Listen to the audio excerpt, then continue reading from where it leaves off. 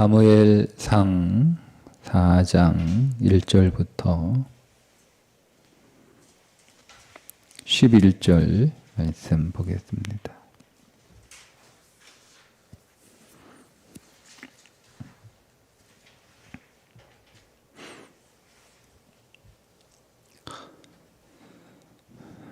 사무엘의 말이 온 이스라엘에 전파되니라.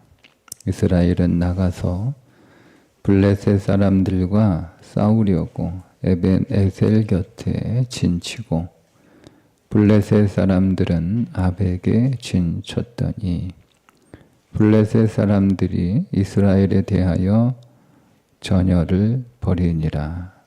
그 둘이 싸우다가 이스라엘이 블레셋 사람들 앞에서 피하여 그들에게 전쟁에서 죽임을 당한 군사가 4,000명 가량이라. 백성이 진영으로 돌아오매 이스라엘 장로들이 이르되 여호와께서 어찌하여 우리에게 오늘 블레셋 사람들 앞에 패하게 하셨는고 여호와의 언약궤를 실로에서 우리에게로 가져다가 우리 종에 있게 하여 그것으로 우리를 우리 원수들의 손에서 구원하게 하자 하니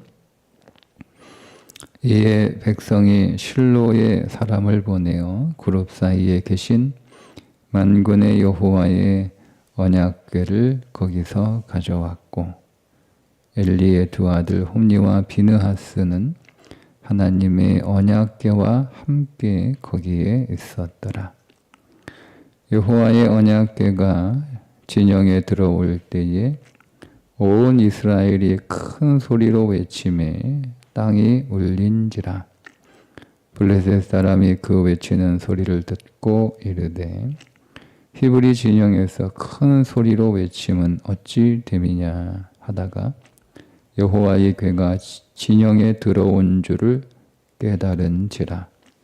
블레셋 사람이 두려워하여 이르되 신이 진영에 이르렀도다 하고 또 이르되 우리에게 화로다. 전날에는 이런 일이 없었도다. 우리에게 화로다. 누가 우리를 이 능한 신들의 손에서 건지리요. 그들은 광야에서 여러 가지 재앙으로 애굽인을 친 신들이니라. 너희 블레셋 사람들아 강하게 되며 대장부가 되라. 너희가 히브리 사람의 종이 되기를 그들이 너희의 종이 되었던 것 같이 되지 말고 대장부 같이 되어 싸우라 하고 블레셋 사람들이 쳤더니 이스라엘이 패하여 각기 장막으로 도망하였고 사륙이 심히 커서 이스라엘 보병에 엎드러진 자가 3만 명이었으며 하나님의 궤는 빼앗겼고 엘리의 두 아들 홈니와 비느하스는 죽임을 당하였더라. 아멘. 블레셋과 이스라엘의 두 번에 걸친 전쟁으로 인해 첫 번째 전쟁에서는 4,000명 가량이 죽고 두 번째 전쟁에서는 보병이 3만 명이 죽임을 당하는 참패를 당하는 사건에 관한 말씀입니다. 블레셋은 가나안 땅의 가장 좋은 곳에 살고 있는 우리 안에 절망을 가르칩니다. 블레셋이라고 하는 이름의 뜻이 절망이라는 뜻입니다. 블레셋이 계속 이스라엘의 위협이 되었고 고통과 신음이 되었던 것처럼 우리의 인생에서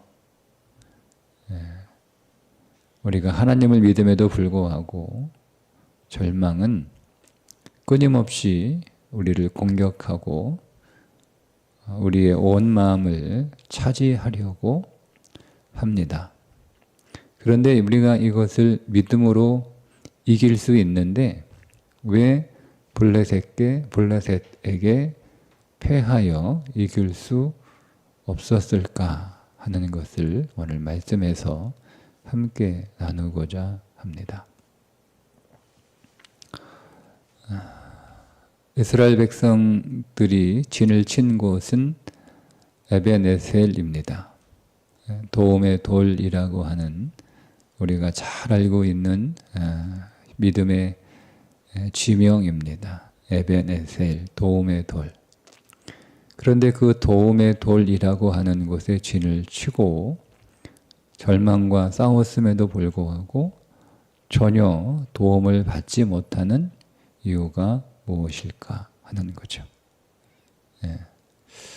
도움의 돌이신 예수 그리스도가 우리 안에 계심에도 불구하고 우리가 절망과 싸워서 이기지 못하는 이유가 무엇일까 하는 거예요. 첫 번째 이유는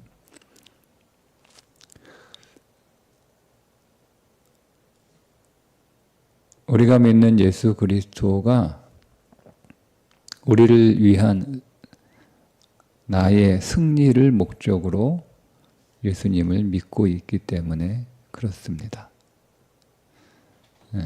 우리가 예수님 믿는 건 내 인생의 승리를 위해서 믿는 것이 아닌데 우리가 예수 그리스도를 내 인생의 승리를 위하여 믿을 때 우리는 절망을 이길 수 없습니다. 첫 번째 싸움에서 4,000명가량이 죽임을 당하게 되자 이스라엘 장로들이 한탄을 합니다. 어찌하여 여호와께서 어찌하여 우리에게 오늘 블레셋 사람들 앞에서 패하게 하셨는고. 그러면서 하는 말이 여호와의 언약궤를 실로에서 우리에게로 가져다가 우리 중에 있게 하여 그것으로 우리를 우리 원수들의 손에서 구원하게 하자 하니. 실로에 있는 언약궤를 자기들의 목적을 위해서, 자기들의 승리를 위해서 언약궤를 가지고 옵니다.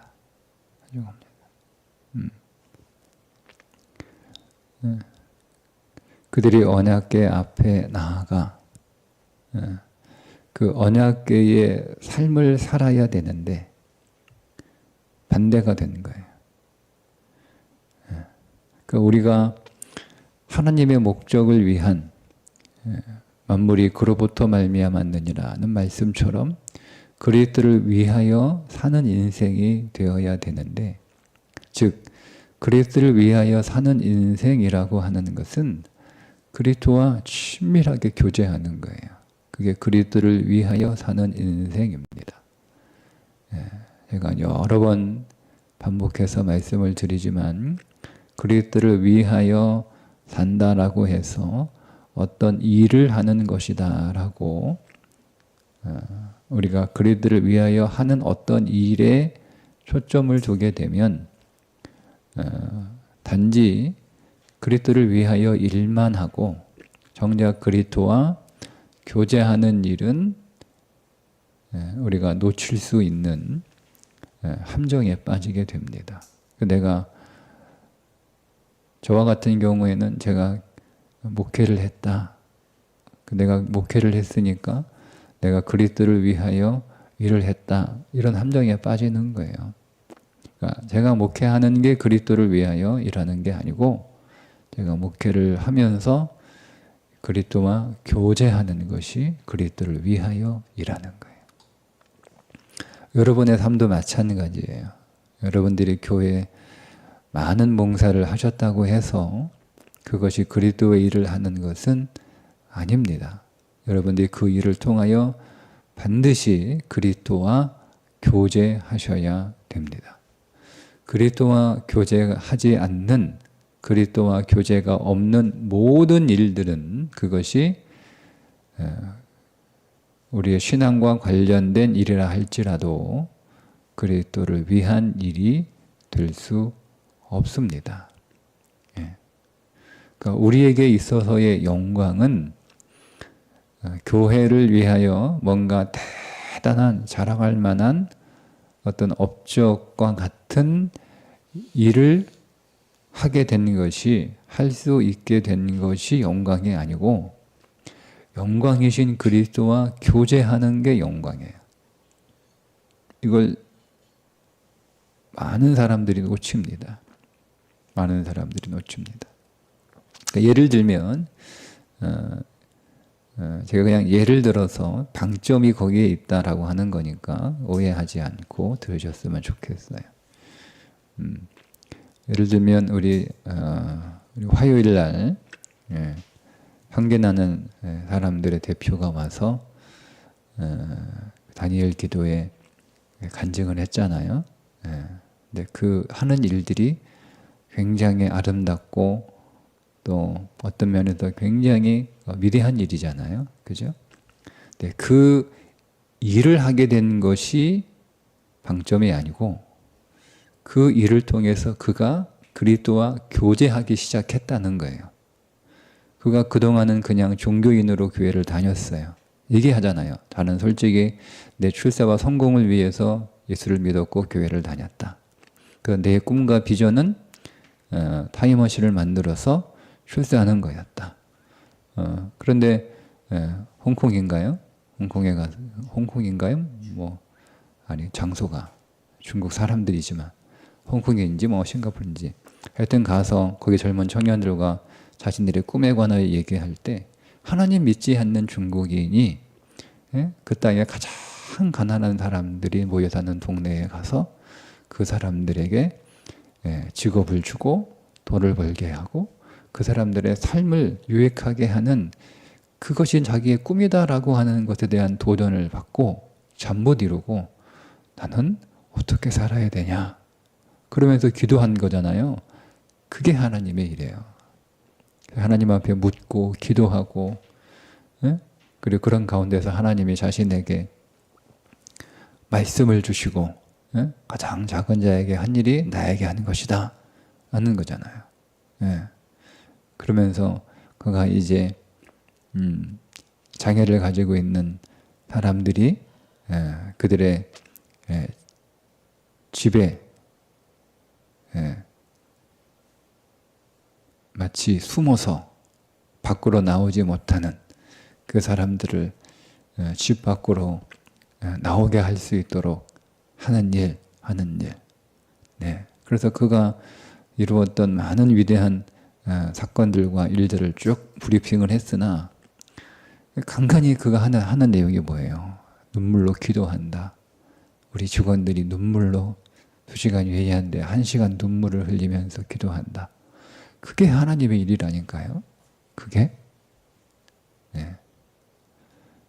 우린 거기에서 야 나도 저런 비전을 갖고 나도 저런 삶을 살아야겠다라고 여러분 어떤 일거리를 찾으시면 여러분 절망합니다. 절망합니다. 그게 종교예요. 그게 종교예요. 그래 하나님 나도 저런 위대한 일, 사회에 유익한 일, 사회에 빛과 소금이 되는 일을 하게 해주세요라고 여러분 우리가 구하는 건 우리가 언약궤를 사실은 내 성공의 목적으로 이용하는 거예요. 놓치시면 안 돼요. 그리스도와 교제하는 것이 하나님의 일을 하는 것이고 그리스도를 위하여 사는 인생인데 그게 반대가 되는 거예요. 그래서 내 승리가 인생의 목적이 되었기 때문에 우리는 우리의 인생에서 절망과 싸워 이길 수 없는 거죠. 두 번째는 흉내내기 때문에 절망을 이길 수 없습니다. 언약궤를 가지고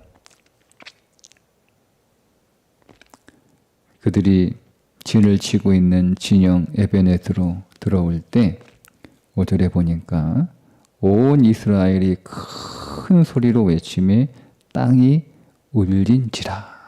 자, 언약궤가 진영 안으로 들어오고 거기에 있는 많은 이스라엘의 군대가 큰 소리로 함성을 질렀는데 땅이 흔들릴 정도로 함성을 질렀어요. 뭐가 연상이 되죠? 여리고성을 언약궤를 들고 돌다가 마지막 날 일제히 함성을 질렀던 그 사건이 연상되지 않습니까? 왜 이들이 언약궤를 가지고 나오자고 했을까 하는 거예요. 그들은 그들의 과거 그들의 조상들이 언약궤를 앞세워 견고한 여리고성을 무찔렀던 일을 기억하고 있는 거예요. 그때 그 언약궤를 앞세우고 그 언약궤를 따라 여리고성을 돌다가 마지막 날 큰 함성으로 소리를 질렀더니 성이 한순간에 와르르 무너진 사건을 기억하고 그걸 모방한 거예요. 모방한 거죠. 경건의 모양은 있으나 경건의 능력은 없는 자로다. 여러분, 우리의 신앙이 흉내내는 신앙이기 때문에 내가 하나님의 도움을 받을 수 없는 것이고 절망을 이길 수 없는 거예요. 이게 종교죠, 여러분. 종교는 모양만 그럴듯하게 만들어내는 거예요, 여러분. 그게 종교입니다. 나는 종교인이라고 생각하지 않을 수 있어요. 그럼 제가 목회를 하고 목사로 살아가지만 제가 목사를 흉내낼 수 있어요. 그죠? 네. 제가 설교를 하지만 제가 설교를 흉내낼 수 있죠? 그죠? 흉내낼 수 있잖아요. 네. 삶이 없는 설교를 하는 게 흉내내는 것이고, 제가 흉내낼 수 있잖아요. 좋은 목회자들을 모델 삼아서 내가 그들처럼 한번 해보자. 그들처럼 설교해보자. 그들처럼 목회해보자. 그들처럼 목양해보자. 이렇게 할 수 있단 말이에요. 흉내 왜 못 냅니까? 내가 어떤 유명한 설교자의 목소리를 흉내낼 수 있고, 그의 말투를 흉내낼 수 있고, 할 수 있단 말이에요, 여러분. 제가 신학대학 다닐 때 어떤 그 이야기를 제가 한번 들었냐면, 근데 그게 이제 공공헌한 이야기처럼 들었는데, 서울의 모 교회의 목사님의 설교를 그대로 흉내만 내도 교회가 부흥한다. 이런 말이 있었어요. 실제로 그 목사님처럼 똑같이 이 목소리나 말투나 뭐 이런 게 비슷하게 하는 목회자들이 있었어요. 이게 흉내내는 거예요. 그럼 여러분, 우리가 하나님을 예배드리는데 예배를 흉내낼 수 있죠. 우리가 하나님께 기도하는데 기도를 흉내낼 수 있잖아요. 그죠? 근데 우리는 내가 예배했다고 생각하는 거예요. 내가 기도했다고 생각하는 거예요. 우리가 여러분 신앙을 흉내낼 수 있습니다. 흉내낼 수 있습니다. 그러니까 우리가 교회에 와서 그리스도를 만나는 게 아니라 사람을 만나는 거예요. 그래서 우리가 사람을 흉내냅니다. 교회 안에 믿음 좋은 사람으로 보여지는 것을 흉내내죠. 눈치가 우리가 빠르기 때문에 어떻게 하면 믿음 좋은 사람으로 보여질지를 우리가 너무 잘 알아요. 믿음 좋은 사람은 어떤 말을 하는구나. 믿음 좋은 사람은 어떻게 말을 하는구나. 믿음 좋은 사람은 어떻게 행동하는구나. 믿음 좋은 사람들은 어디에 있구나. 무슨 일을 하는구나. 이거 우리가 너무 잘 알아요. 그래서 우리가 그거를 흉내내요. 근데 여러분, 이 흉내내는 게 어느새 오늘 우리의 몸에 이렇게 깊숙이 자리를 잡아서 이제는 그것이 나의 행동이 된 거죠. 그러니까 내가 그거를 잘하고 있어요. 만약에 우리가 흉내내고 있는 그 일들을 잘 못하면 아, 이게 아닌가? 우리가 싶은데 우리가 이거를 흉내를 잘 내요. 그래서 사람들이 막 나한테 와서 야, 어떻게 이렇게 믿음이 좋냐? 믿음이 대단하다. 뭐 이렇게 자꾸 얘기를 해줘요. 그러니까 나도 흉내내고 있다라고 하는 것을 인식을 못한 채 나도 잘하고 있다, 잘 믿고 있다라고 하는 착각에 빠지는 거예요. 착각에 빠지는 거예요. 그런데 여러분, 그러면 여러분 내 인생 안에서 내가 정말 예수를 잘 믿고 있다라고 하면 절망은 반드시 이길 수 있거든요.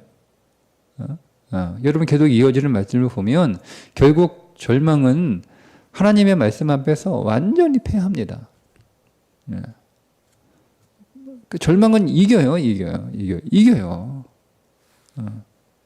종교였던 사울은 그 절망 앞에서 쩔쩔매면서 꼼짝도 못하고 한 달 동안 그 절망이 이 소리치는 그 소리를 다 듣고만 있기만 했는데 그 어린 소년 다윗이 와가지고 그 절망의 대장인 골리앗을 한순간에 무너뜨리잖아요. 그러니까 절망은 이겨요. 이길 수 있어요.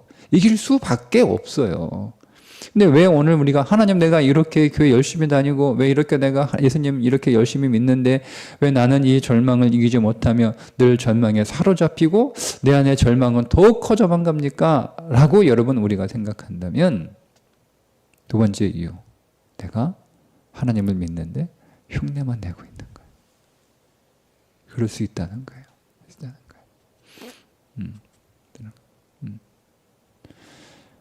그렇게 과거 여리고성을 무너뜨렸던 그들의 조상들처럼 그대로 따라하면 여러분 우리가 블레셋을 이길 것이다 라고 했으나 그들은 다시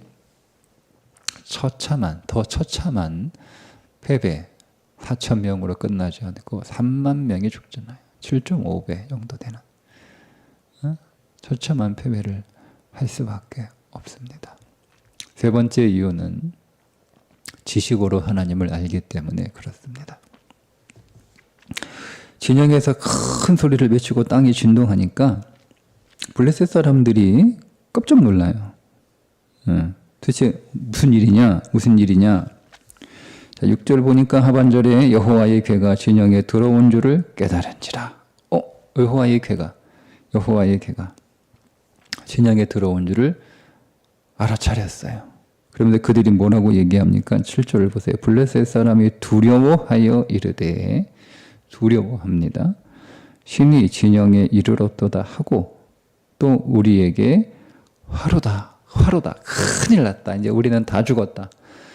우리는 이 전쟁에 이제는 우리는 완전히 실패했다. 우리는 다 죽을 거야. 이렇게 얘기한다는 거예요.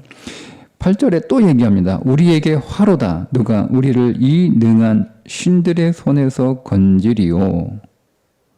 그들은 광야에서 여러 가지 재앙으로 애굽을 친 신들이니라. 큰일 났다. 이제 우리는 다 죽었다. 누가 저들의 신과 싸워 이길 수 있으랴? 아무도 이길 수 없다. 그러면 그 다음 나오는 말이 뭐가 돼야 정상입니까? 우리 포기하고 빨리 돌아가자. 빨리 도망가자. 이렇게 나와야 정상 아니에요? 그죠? 근데 여러분 뭐라고 얘기합니까? 9절에 너희 블레셋 사람들아 강하게 되며 대장부가 되라. 대장부가 되라는 거예요. 한 번 더 반복합니다. 마지막 대장부 같이 되어 싸우라 얘기하는 거예요. 여러분 알아요. 블레셋도 알아요. 여호와의 궤가 얼마나 강력하고 얼마나 무서운지 그들이 알아요. 여호와 하나님이 얼마나 두려운 하나님인지 그들이 알아요. 여호와 하나님이 하셨던 일들을 그들이 잘 알고 있어요. 그래서 두려워요. 그래서 이길 수 없다라고 하는 것도 알아요. 그런데 여러분, 그들이 진짜 알고 있는 게 아니죠? 지식으로 알고 있는 거예요. 지식으로 알고 있는 거예요. 여러분, 우리가 알아요. 하나님이 한 분 하나님이신 거 우리가 알아요. 그분이 만군의 하나님, 성경에서 만군의 하나님이라고 하는 이 단어가 제일 처음 나오는 게 사무엘상이고, 그거를 제일 처음 말하는 사람이 한나입니다. 그리고 사무엘상에 계속 하나님이 만군의 하나님, 만군의 하나님, 최호가 여호와, 만군의 하나님이 계속 나와요. 예, 만군의 하나님이잖아요. 만군의 하나님. 알아요. 하나님이 만군의 하나님이신 거 우리도 알아요. 그분이 전능하신 하나님이시요, 그분이 전지하신 하나님이시요, 그분이 창조주 하나님이시요, 그분이 지금도 이 온 우주를 운행하시는 하나님이신 거 우리가 알아요. 알아요. 근데 지식으로 알아요. 지식으로 알아요. 그분이 사랑의 하나님인 거 우리가 알아요. 그분이 긍휼의 하나님인 거 우리가 알아요. 그분이 복 주시는 하나님인 거 우리가 알아요. 그분이 고치시고 죽은 자를 살리는 하나님이신 거 우리가 알아요. 그런데 지식으로 알아요. 그래서 패배하는 겁니다. 이걸 종교라고 부르는 거예요. 하나님을 내 승리의 목적으로 삼는 것, 모양을 흉내내는 것, 지식으로 하나님을 알고 있는 것, 이게 종교예요. 종교의 세 가지 특징. 종교는 절망을 이길 수 없습니다. 이제 아셨죠? 내가 이렇게 예수 믿고 이렇게 신앙생활 열심히 하는데 나는 왜 항상 내 인생 안에 절망을 이기지 못할까? 나는 왜 항상 절망에 넘어질까? 나는 왜 항상 절망에 포기할까? 이게 오늘 우리의 신앙생활에서 늘 겪게 되는 일들이잖아요. 절망이 찾아오면 절망아 네가 어디 있느냐 하면서 그 절망을 밟아버려야 되는데 절망이 점점 내 인생을 점령하는 거예요. 내 마음을 계속 점령합니다. 블레셋이 그레데 지역에서 가나안 땅으로 들어온 그런 족속인데 함의 후손이잖아요. 그래서 이 블레셋이 계속 서진을 합니다. 그래서 계속 이스라엘을 그 지경을 넓히기 위해서 계속 전진하는 거예요. 서쪽으로. 그래서 계속 사사시대부터 블레셋이 계속 이제 침략을 하게 되고 계속 전쟁을 하게 되고 다윗 시대까지 이제 계속 그게 이어지는 거잖아요. 그러니까 절망은 오늘 우리 안에 들어온 원래 우리 안에 우리가 살고 있는 이 가나안 땅에 원래 그 땅의 것이 아니에요. 밖에서 들어오는 거예요. 예. 원래 절망은 그리스도인에게 주어진 그 약속의 땅 안에 없는 거예요. 근데 그게 들어온 거란 말이에요. 들어온 거란 말이에요. 근데 그 절망이 계속 우리의 마음을, 우리의 삶을 계속 점령하려고 계속 공격합니다. 절망은 포기할 줄을 몰라요. 절망을. 예, 그렇게 호되게 당하고도 이제 이어지는 장으로 계속 이제 가면 그렇게 계속 호되게 당함에도 불구하고 완전히 박살이 나거든요. 그래도 불구하고 블레셋은 포기하지 않아요. 다시 공격합니다. 다시 점령하려고 합니다. 근데 여러분 꼭 기억하십시오. 내 안에 계신 내 주 예수 그리스도로 인하여 우리는 절망을 반드시 이깁니다. 그분은 절망을 반드시 부셔버립니다. 그분은 절망을 밟아버리시는 분이십니다. 우리에게 절망은 없습니다. 절망은 없습니다. 그분이 오늘 우리 안에 생명으로 존재하고 계시면 우리는 그 어떤 절망과 또 싸워 이길 수 있음을 믿으십시오. 절망, 여러분 두려워하지 마시고 그 절망에 넘어졌다고 해서 여러분 실망하지 마시고 이제 절망을 우리가 이길 수 있는 방법들을 그 믿음의 길들을 사무엘 상을 통해서 우리들에게 제시하고 있으니 그 믿음의 길을 잘 따라가시면 여러분들은 이제 절망을 완전 정복할 수 있습니다.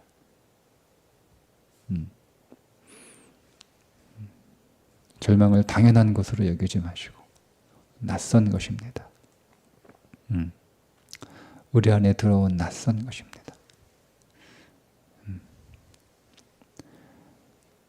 그 절망 가운데에서 오늘 우리가 어떻게 소망을 가질 것인가, 우리 내일 말씀을 통해서 더 만나보도록 하겠습니다.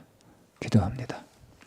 하나님 아버지, 오늘 우리의 인생 안에 있는 절망, 끊임없이 오늘 우리를 정복하기 위하여 우리의 삶을 공격하는, 하나님 침략하는 이 절망 이길 수 있음을 말씀을 통하여 확인하게 하시니 감사합니다. 더 이상 종교로 살지 않게 하시고, 우리가 종교로 살았기 때문에 절망에 패배한 것인 줄 알고 이제는 이 종교가 홈리와 비나스처럼 사망케 되는 일이 우리 안에 일어나게 하여 주옵소서. 결국 그리하여 생명의 문이 열리게 하시고 생명이 더 시작되게 하시고 더 생명이 풍성하게 되어 생명 안에서 살아갈 수 없는 이 절망, 이제는 우리 안에서 완전히 승리하는 삶으로 나가게 하여 주옵소서. 예수님의 이름으로 기도합니다. 아멘.